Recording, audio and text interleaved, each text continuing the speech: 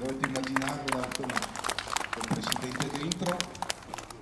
Eccola fiammante la Lancia Flavia, l'auto che dal 1970 al 1972 fu il mezzo di rappresentanza della provincia di Belluno, allora retta dal presidente Giovanni Fontana. Oggi riverniciata nel suo colore originale grigio Lancia, che negli anni 70 venne sostituito con il blu d'ordinanza, la Lancia Flavia è tornata per poche ore nel piazzale interno di Palazzo Piloni. Rappresenta uno spaccato della società dei primi anni 70, rappresenta un mondo che oggi non c'è più, l'auto blu del presidente, l'acquisto di una macchina importante da parte di un ente. È stato Franco Gidoni, presidente del circolo bellunese d'auto e moto d'epoca Berto Gidoni, a contattare l'attuale proprietario Mirko Cavallini di Salò, in provincia di Brescia, che acquistò la Lancia Flavia custodita in un deposito di gomme in via Vittorio Veneto a Belluno.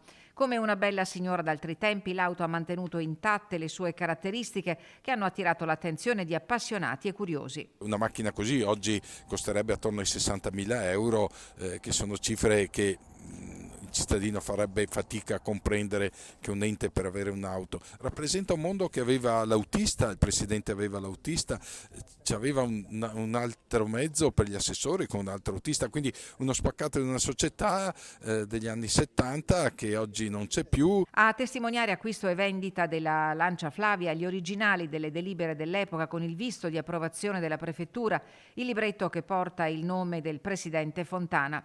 Alla breve ma significativa cerimonia c'erano il presidente Padrin e il sindaco di Belluno De Pellegrin, oltre al figlio dell'autista di Giovanni Fontana. La Flavia ha trovato casa nel Bresciano, in un luogo in cui ancora oggi si ricordano le partenze dei camion carichi di ferro necessario alla ricostruzione di Longarone nel post-Vajont. Ed è in fondo una storia che intreccia passato e presente e che ha nella memoria che si rinnova il suo filo conduttore.